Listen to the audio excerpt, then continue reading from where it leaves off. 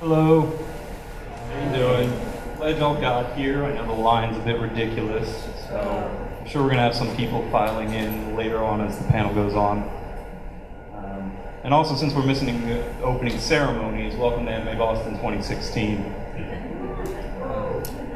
So this is the Sailor Moon panel, Grace versus Glamour. My name is Kai Anderson. On the internet, I go by Clear and Sweet. And I've been a fan of Sailor Moon since it was airing on Toonami, like I'm sure most of you are. So I will admit, though, that I forgot about the series for a good 11 years, until my senior year of college, until I stumbled back onto it. I thought it would be sort of a childhood nostalgia thing, and I'd quickly move on. But I ended up watching all the episodes dubbed once through, and then all the episodes subbed, and then with the dub and the sub up simultaneously, comparing where they had made cuts and going back and forth. And I couldn't figure out why the show was so interesting, or why the show was something more than childhood nostalgia. So, as it turned out, that year was 2011, and was a very good year to get back into anime. Madoka Magica aired earlier in the year, and then Penguindrum came out later. And when I watched those two shows, I still didn't quite understand why I liked them, but I knew it related back to why I enjoyed Sailor Moon as an adult. So as I watched more shows and more anime that are somewhat related, it should be no surprise that some of the shows that I enjoyed were actually made by the same directors as Sailor Moon. This panel is an adaptation of an essay I wrote for Reddit's trueanime subreddit when I was unemployed back in 2013. If you've ever been unemployed, you certainly know that you have a lot of time to sit around and think about things. So my thoughts centered on why I enjoyed this series and how that core concept extended past Sailor Moon and actually went on to these other shows made by these directors. I've got a good example of what we're going to be talking about here. It's a clip from Sailor Stars, and it's from the first episode. I think you'll remember it. It's one of my absolute favorite moments in the entire series.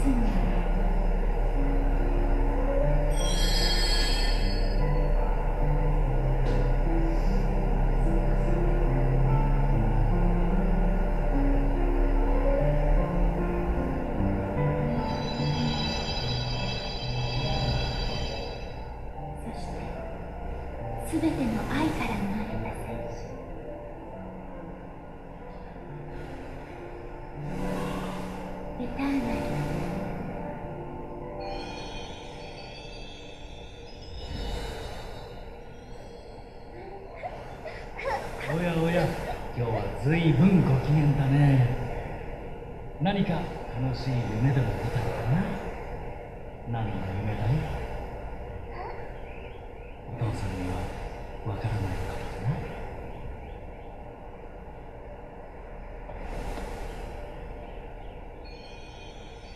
ホテル、迎えに来ました。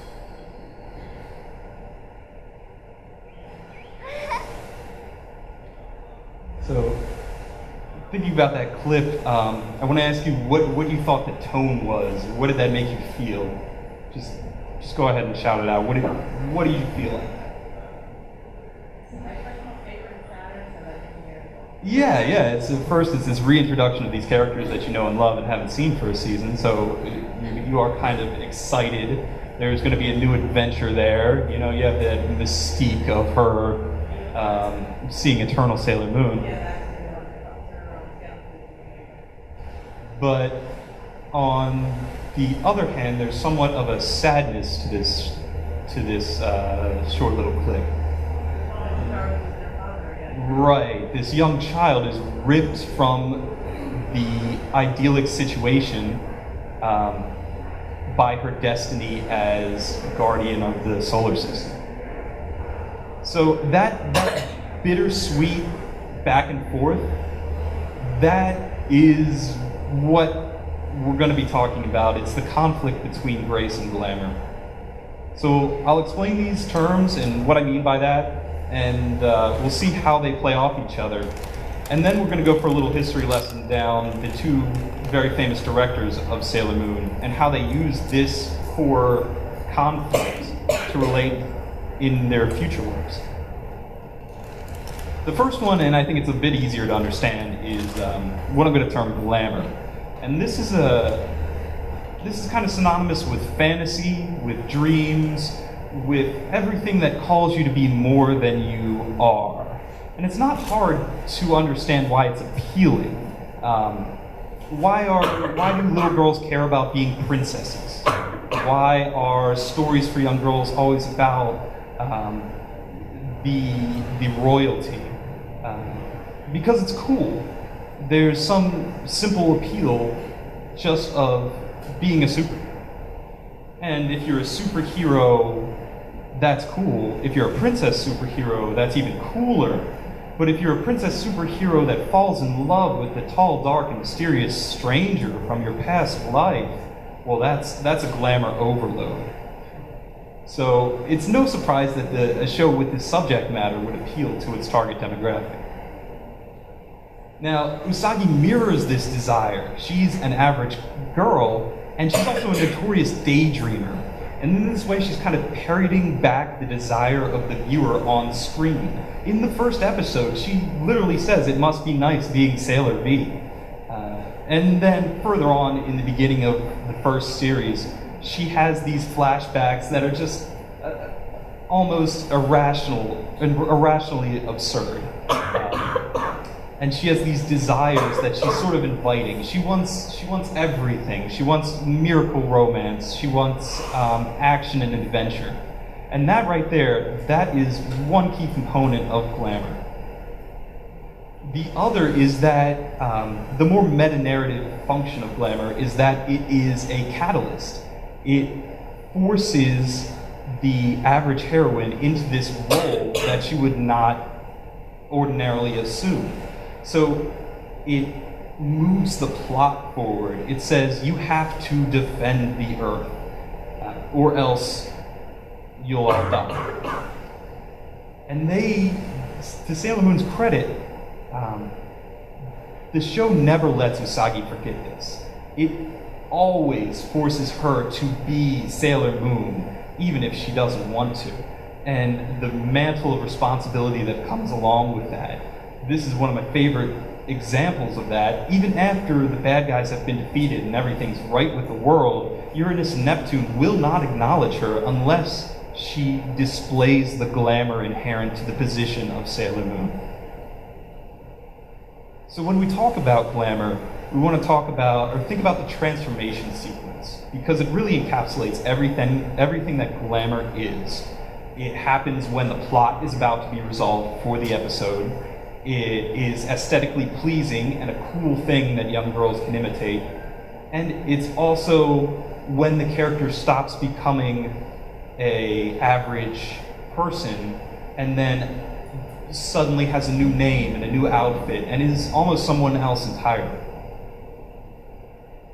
Now there's a pretty obvious contrast here with grace, which can be thought of as calmness or composure, or maybe remaining calm and composed, even if you aren't really. It's the ability to sort of smile at hardship and take things as they come. And Sailor Moon presents a great foil for Usagi in the second season with Neo Queen Serenity. She's all-powerful, she's a queen regnant of the world, and she even has a name that's synonymous with grace. But what do we see her do? We see her go to parties, we see her take a walk with her family, And we know canonically that she cannot transform into Sailor Moon. So that must mean that her power and her ability comes from somewhere other than the glamour of Sailor Moon. Now, one of the things the series likes to do is, during the climaxes, is flashback to some key moments throughout the series, just to show you that the characters are not obeying their call to be superheroes just for the sake of defending the world. In fact, they're doing what they do as responsibility out of friends because they care for Usagi. And that makes all the difference in the world. You have these moments throughout Sailor Moon, which a lot of people would call filler, right? They're short character moments, they don't really have any influence on the plot. These often extend for numerous episodes to sort of pad out the series. But at the same time, that's the core of Sailor Moon. That's the core of Grace. That's what makes the show interesting. It's that these small moments have meaning. In fact, it's never the magic that wins the day, the miracles. It's always the small things and the quiet moments that the characters share together that really make the difference in the outcome of the climax. So what this means is that instead of some abstract powers battling and you have a power level of how strong one character is versus the other character, it's not that type of conflict. Instead, it's a conflict of ideologies. We have a tangible emotional connection because we know what Sailor Moon represents. She doesn't represent unlimited power. In fact, Galaxia is said to be the strongest sailor soldier in the universe. But the character, or the conflict, is resolved by grace and never by will. This is one of my favorite examples right here. The Spectre sisters in season 2. When Cone has all these ambitions and she has them crushed by Rubius, and everything she knew was a lie, everything she thought she was, and everything she sought to be. And then what saves her, she's about to end her life. And what saves her is Ray saying that there's something else worth living for, showing her that there's more to life than just your ambitions and power. And that spreads throughout the series, or throughout that season and throughout the series, so that it becomes infectious, and it is shown to one character, and then another character learns it, and then that changes the character, and that overcomes the evil. And it's what Sailor Moon's saying is that mercy and faith and love and understanding and compassion, those have real power to affect your world. And I suppose you could read that as like pacifist or Buddhist or feminist, but I think those are labels that co-opted an older thought. Molly, I'll always call her Molly, even though her name's Maru. She's this great moment in R when Usagi, between literally slaying a dragon and time traveling, she comes back and the world's ending, there's giant black crystals everywhere, and Molly comes in with oh, we have a math test tomorrow, don't forget about it. How out of place, how awkward, but it's the key to winning the day. It's the key to the finale. Those small moments and cherishing other people and believing that that will work. That is quintessentially Grace. And that's quintessentially Sailor Moon's superpower. Is that she reifies it. She makes it a tangible outcome just out of these positive emotions. So if we contrast that with Glamour, it's no surprise that they would present a bit of tension. Glamour sort of pulls the character in one way, saying, "Whoa, you have to be this. This is your responsibility. You have to become more than you are." And then Grace, on the other hand, says, "No, you can be who you are, and that's satisfactory. And compassion and understanding and enjoying the moment will avail you the day." But Sailor Moon plays with this forwards and backwards all throughout the series. There's at least an episode for each soldier per season where they have some sort of conflict with who they wanted to be, or their past, or in Minoko's case, her history in Europe, and then with Amy's ambitions to be a doctor versus the responsibility of her as a guardian, and Ray's ambitions. It just goes on and on. But the thing is, with the other sailor soldiers, they always place Glamour first. They understand that they have a responsibility as sailor soldiers, and that their responsibility takes precedent over everything else in their lives. Usagi doesn't. In fact, maybe it's because of her crybaby nature, maybe she values Grace more than the others, but she fights it. After learning what her responsibility is, all along the way, she's denying it, she's rejecting it. She's saying, "I don't want to be this person." It comes to a head in one of my favorite moments. It's the R movie when Chibiusa pulls out the gun. And the line in English here is so perfect. She says, "May I remind you that you're a superhero?" It's like, why does my boyfriend have to be kidnapped by the space aliens? Why is this happening to me? I didn't ask for this. I didn't want this. And that conflict is the quintessential focal point of Sailor Moon. It's what everything's built around. The further you pull the character towards glamour, or the further you recognize the appeal of Grace and living a normal life, that tension that creates makes for such serious and real drama. I don't want to make it sound like this is limited to Sailor Moon or to anime in general. In fact, it's very much not.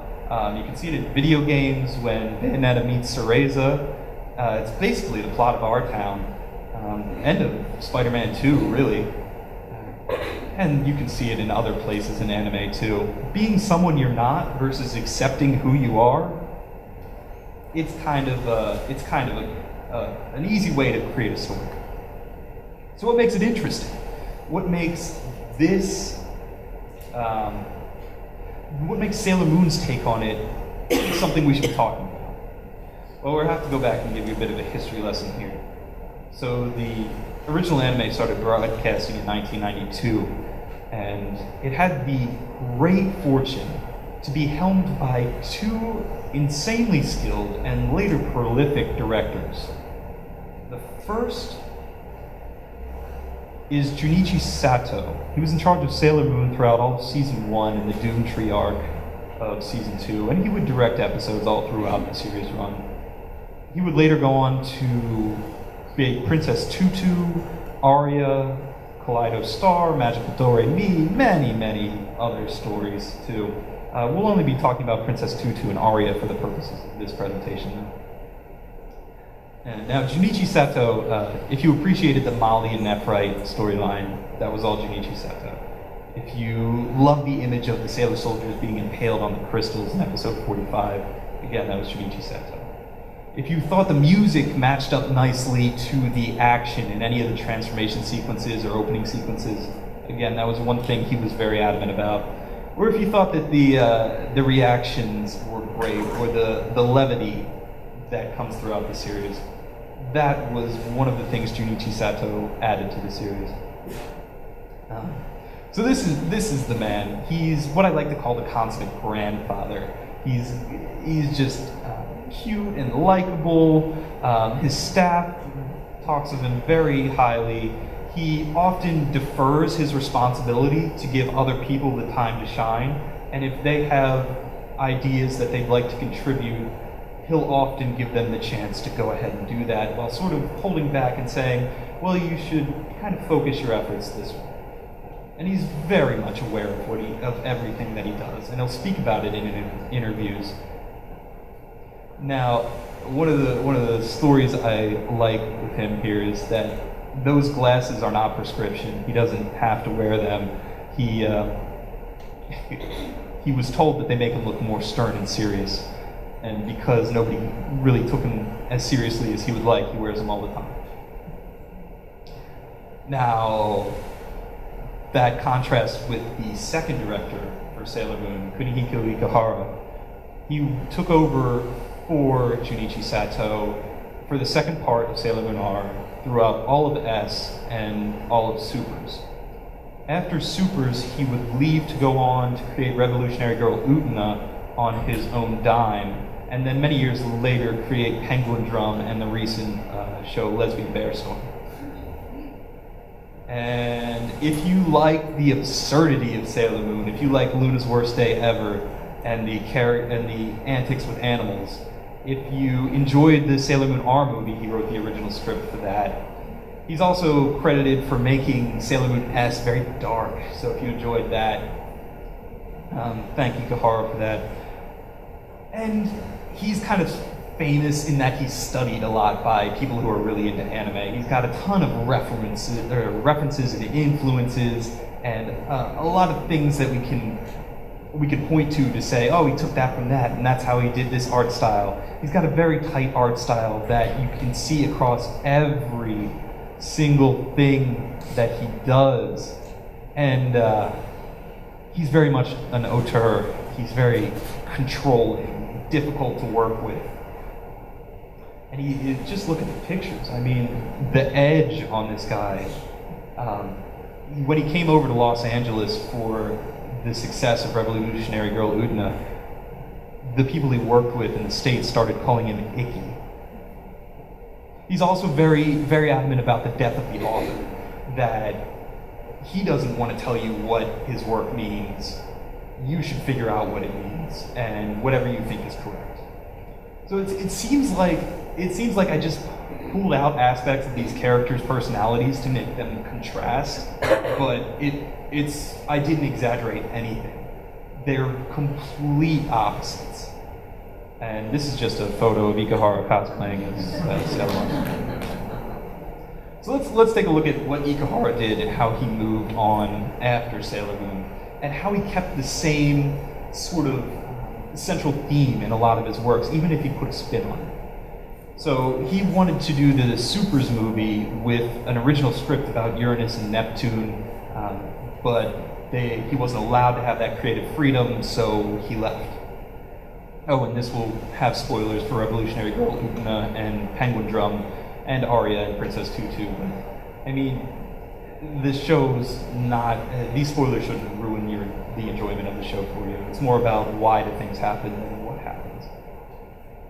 So Revolutionary Girl Utena is this critical darling, and there's 1,000 different interpretations and angles that you can attack the show. And that's not really what we're looking at here. The plot is that a prince comes along and gives Utena a ring and says, one day this ring will lead you to me. And instead of becoming a princess, she vowed to become a prince herself one day. So she enrolls in this academy, and she soon finds that she has to duel other characters with swords. And the violence gets cranked up, and it's all entirely confusing. There's metaphors and all kinds of glamour all throughout the series. There's a castle floating in the sky. There's architecture that can't possibly be real. They're pulling swords out of people's bodies. It's a metaphor for nobility, I think. And then there's like all this classic Ikuhara stuff like the animal absurdity, which is, I'm assuming, a metaphor. I don't know. The one thing I do know is that the characters will lie. And what's shown on screen is not the truth, but the characters' interpretations of the lie. So throughout the series, you're not really sure which way's up. Like Utena, you have no idea who's telling you the truth and who's warping it. So she has to struggle through this glamour with just the grace inside of her. She has no family, no true friends, no idea what's important in her life. Just this aspiration to be this prince. So throughout the show, there are no moments of grace. There are no filler episodes where the characters enjoy the moment, except for 2 bits in episode 37. You're never really sure if someone is lying to you or if there's truth until you see this moment where Utena and Mickey and Juri play badminton on the green. And it strikes you so hard because you've been deprived of this type of character interaction for so long. And that's followed later in the episode by Anthony's parents' suicide. And actually, it's not a parent. It's actually her suicide attempt, because you know through the tone of this moment that the show's not lying to you, and that really happened. And then in the climax, you have this line from Utena. "The only time I've ever really been happy was when I was with you." So at the end, throughout all the glamour in the show, and you should watch it, it's very interesting what they do. The one thing that she finally lands on was her normal relationship with Anthony. So we're going to carry that into Penguindrum, which came out in 2011. And this is the story of 3 siblings. The red-haired man's named Kamba, the blue-haired man Shoma, and their sister Himari. And this has all the same trappings of the Ikuhara.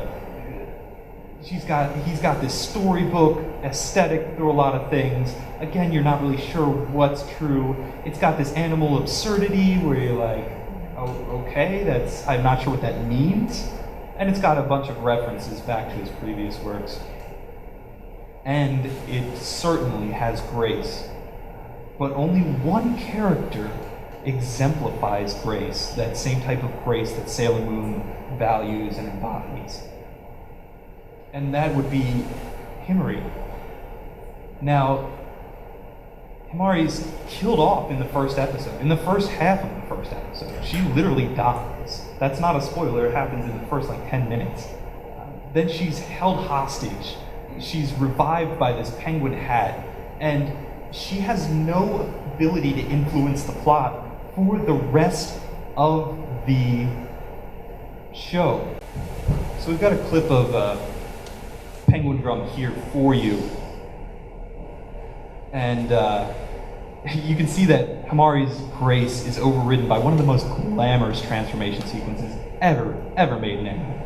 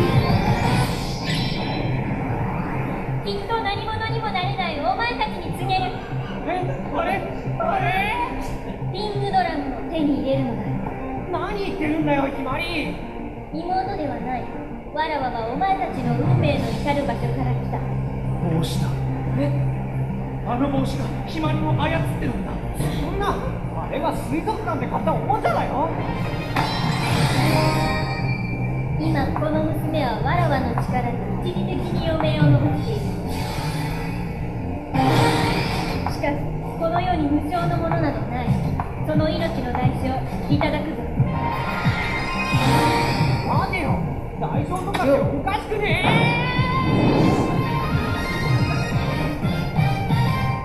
生存戦略しましょうか。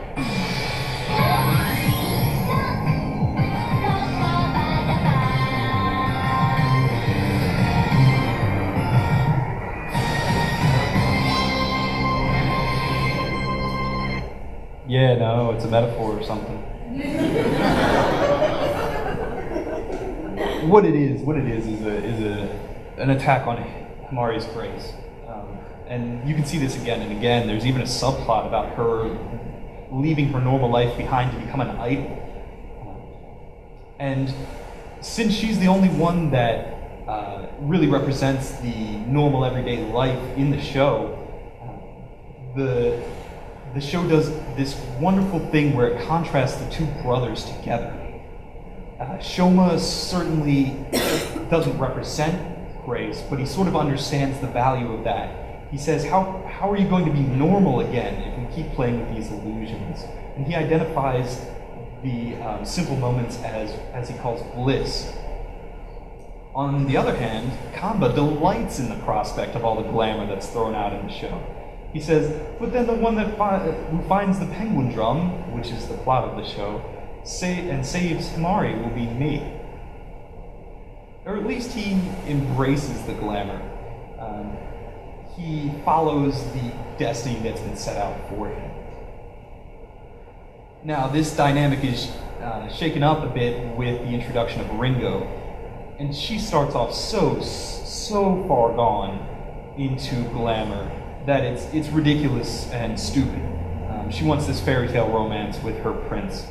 And she'll even, in the show, she even goes to the lengths of drowning herself so that her prince will dive in and save her and revive her with CPR, which counts as a kiss.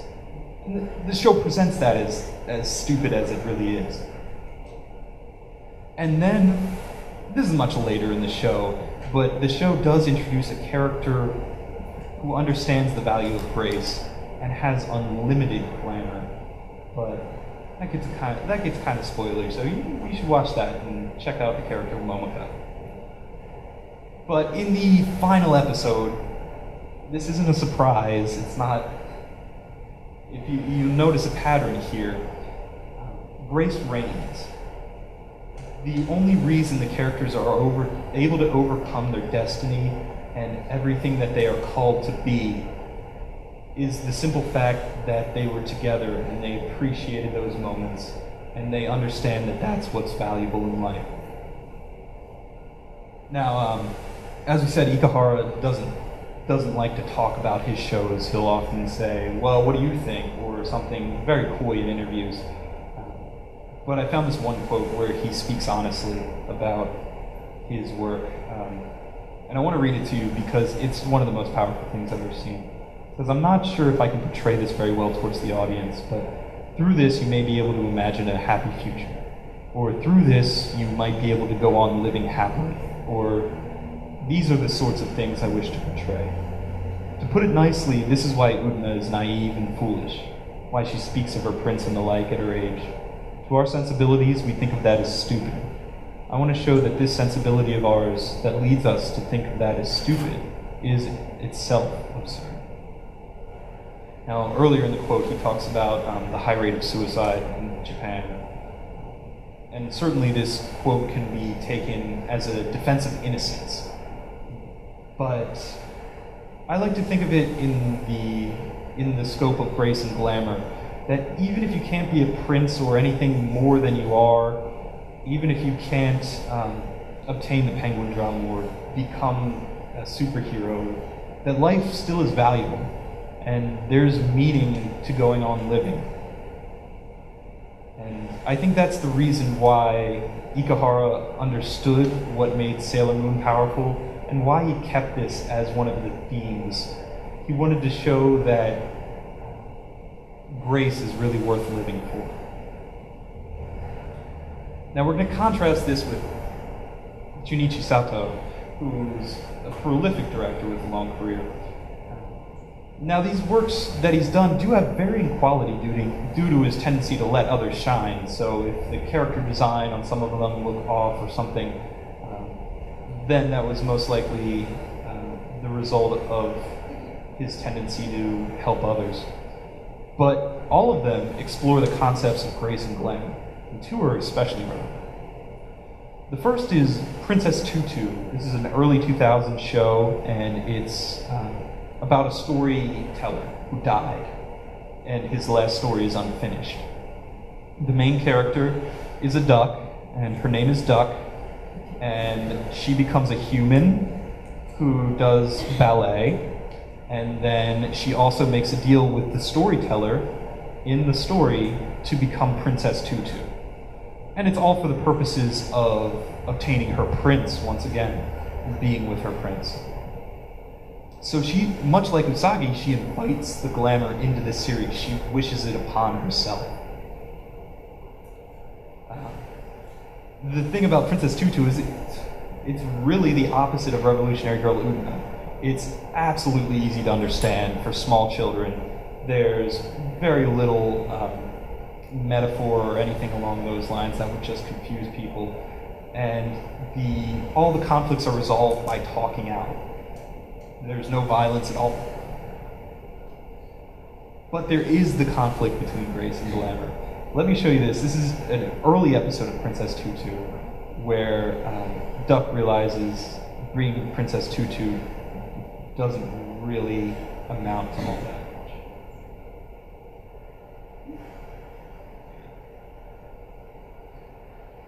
There was nothing I could do. Right from the start, I just fell in love and believed what I wanted to. Huh?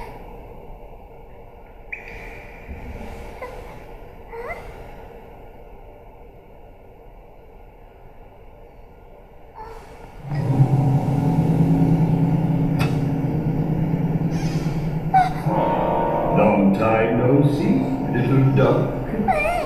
For shame. Have you forgotten? It is I, Drosselmeyer. But you're supposed to be, I was told that you were dead. Yes, I am dead, completely dead. Which is why I am limited to meeting you in this way. I came all this way to convince you of the utter foolishness of quitting your vocation as Princess Tutu. Now you have to go restore the prince's heart to you. And all I've got for it is fear and tears. Yes, how delightful. Now listen, if you go back to being a duck, you will never get to see the prince again. Mr. Drosselmeyer, What is it? why did you give me the chance to be Princess Tutu? That's easy. Because it would be fun. No, what I mean is you're the only one who can. I can't. That's right. Although she risked everything for her prince, Princess Tutu is fated never to be united with him. Oh, how thrilling! What thankless role! No one wants to be her. On top of that, the prince just hates me now. Yes, it's truly delightful. You see, don't you? If you don't do it, who will? Oh, no way! I don't care! Oh, what are you thinking? No, not yours. I will continue.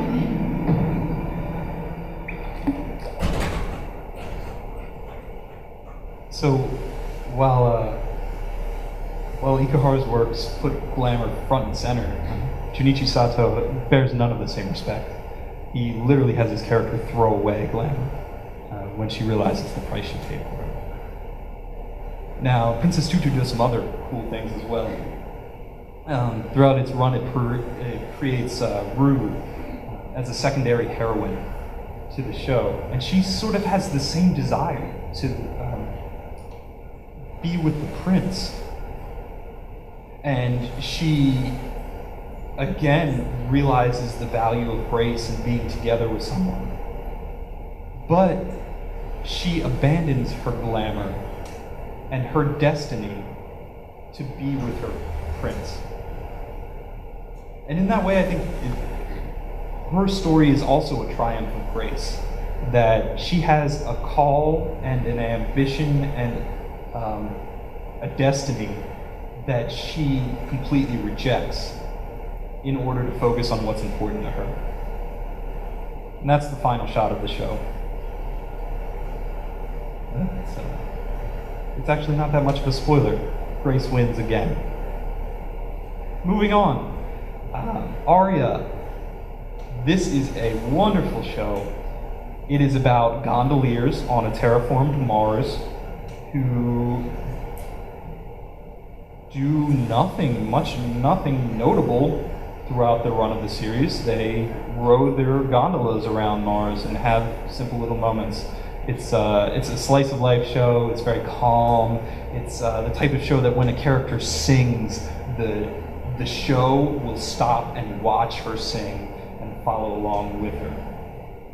It's got this serenity that's really, really apparent in the tone, and there's almost no glamour at all.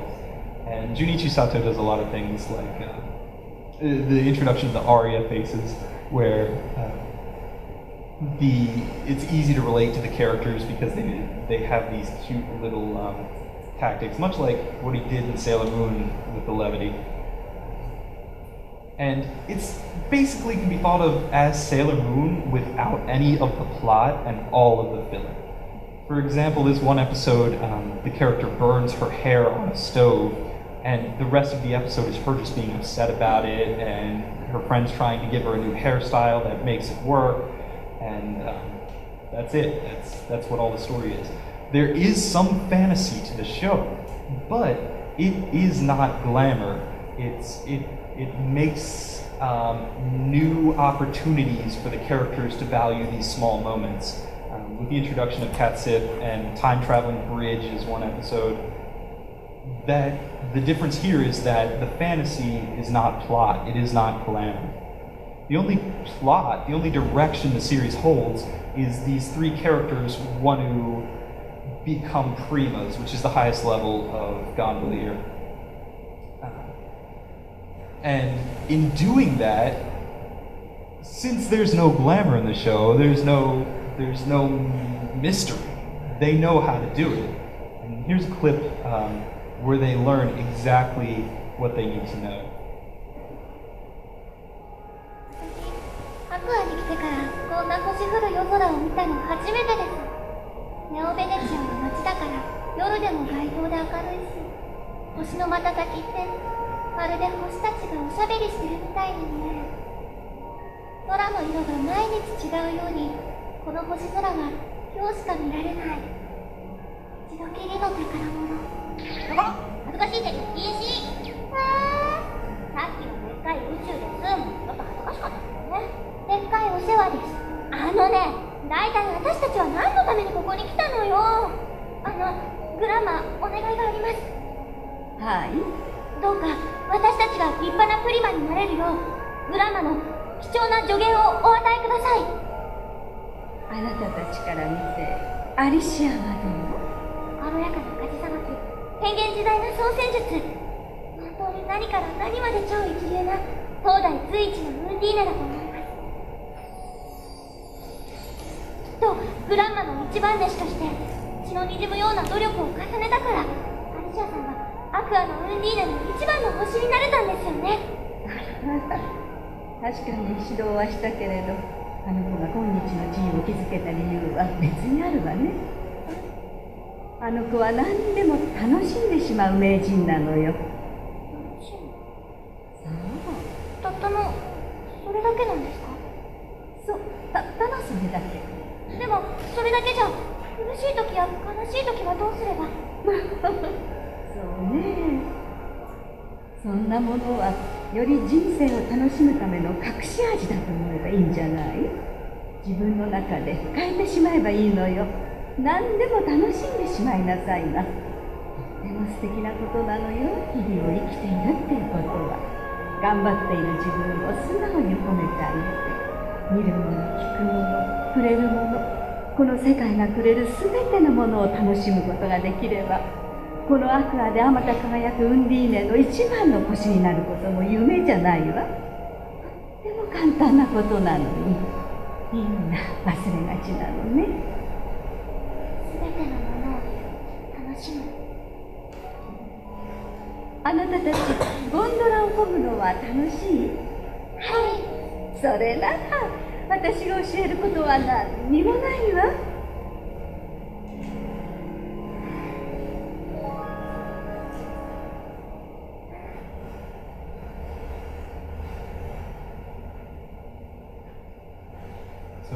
So that's it. That's the removal of Glamour from the series allows it to be this continuous triumph of grace. So, like I said, Junichi Sato is very straightforward in his interviews, and he is very wise. He identifies exactly why things happen and what they did. And he says, some people like seeing their characters struggle against fate, which really reminded me of Ikuhara's works and Revolutionary Girl Utena specifically. Some people like how heroic they are, but in Aria you like them just because. Also, these characters don't have to overcome extreme hardships to be happy. They're happy just sharing a meal in the same room. So, I hope you can see the contrast here and what the two directors did after they left Sailor Moon. While Ikuhara cranked the glamour up and made the series extremely confusing and made lots of destiny for the heroes to overcome, and then finally land on that one true moment of what's really important in life, Junichi Sato did the opposite. And he presented that as obvious and a goal that the heroes should be striving for the whole way, and glamour was always sort of distracting and fun. But they both understood what happened and why Sailor Moon was a successful series. Now, throughout this, we've made the assumption that grace and glamour are opposed, and that if left to play out naturally, they will conflict. And that is true, and that creates a lot of tension, and that gives us these series that we love and enjoy. However, that's not always the case. And what this setup allows for is a situation in where you can break that dichotomy. And those moments are so ascendant, so powerful, that they really must be experienced. So I have two here that I want to show you, and I think you'll really appreciate what the series does and how they stop contrasting grace versus glamour, and they become synonymous. This is from Sailor Moon S. はるかさんは彼氏いないんですか？ああ、前にも言ったろ。でも好きな人くらいいますよね。天才女性レーサーのはるかさんが好きになるのはどんな人ですか？やっぱり特別な才能を持った男の人ですか？どういうことが聞きたいのかな。もっと自分が普通の女子高生だったらって思うことはないですか？普通の幸せが遠くて寂しくなることはないですか？君は何か普通の幸せを犠牲にしてるわけ？